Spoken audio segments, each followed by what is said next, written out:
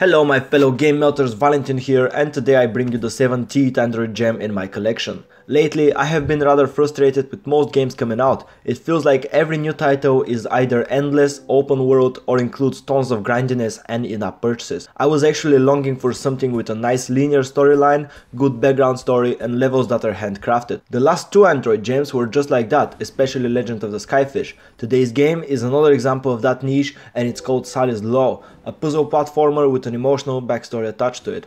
You play as Sally and as her father, both of which are represented by rolling balls. While Sally's goal is to just get to the end of the level, it is her father who needs to get rid of all the obstacles in her way. The way this was executed is actually quite original, as you will see later on in this video. Just like we normally do, we are going to check out the graphics and sounds of the game first and then move on to its gameplay. Graphics in Sally's Law are simple and even minimalistic, but what I liked about them the most is the way assets are reused while still managing to create distinctive environments. The game is broken down into 5 episodes, each taking place in a different part of the country, from a thriving city to a small village. Puzzle elements are easily recognizable and you always know what you're doing, or at least what you're supposed to be doing.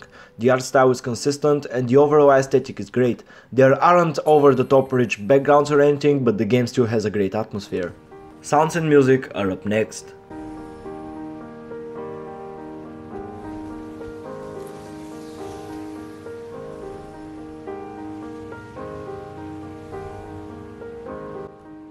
At first, I thought there is nothing special about the sounds or the music in Sally's Law, as they were mostly filling the background while I was solving puzzle after puzzle. However, when I thought about it, the audio of this game is on point. The music creates the perfect atmosphere for the story that's being told, while the sounds, both sound effects and ambient sounds, seem to always reflect the dynamic of the current level. To be honest, I can't imagine playing the game with the sound off and ever having the same experience as I had. Next up we have gameplay, and it surely lives up to the expectations. As I already mentioned, the game is broken down into levels, each being a different platforming puzzle. First, you play the level as Sally and then as her father, and the way they work together is quite unique.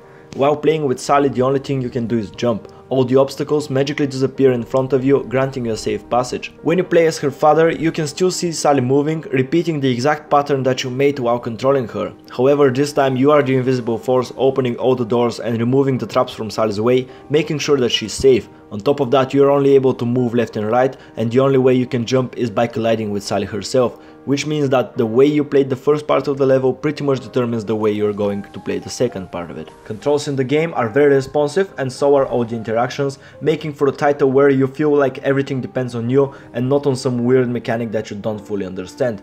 All the puzzles have been designed cleverly, and you can see the hard work and attention to details when you actually start playing.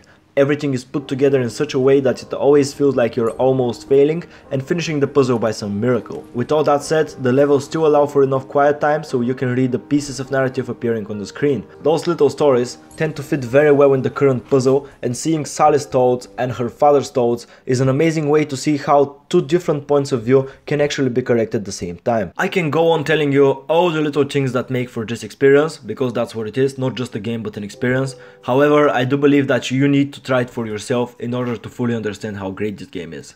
Sally's Law is a premium game currently priced at £1.69, which is the equivalent of $2. You will need a good few hours to finish it, and given how well it's made, I do believe this price is more than fair. I would love to see more stuff coming out from this particular studio and happily dispose of my cash for their benefit, and so should you. That was all I had to say today, quite a short video. I'm gonna make up for that next time, I promise. Make sure to subscribe by clicking the button below so that you never miss any of the amazing games that come out. Also make sure to follow GameMelter on Instagram and get daily updates about all the games that I play. Thank you very much for watching, I'll see you next time.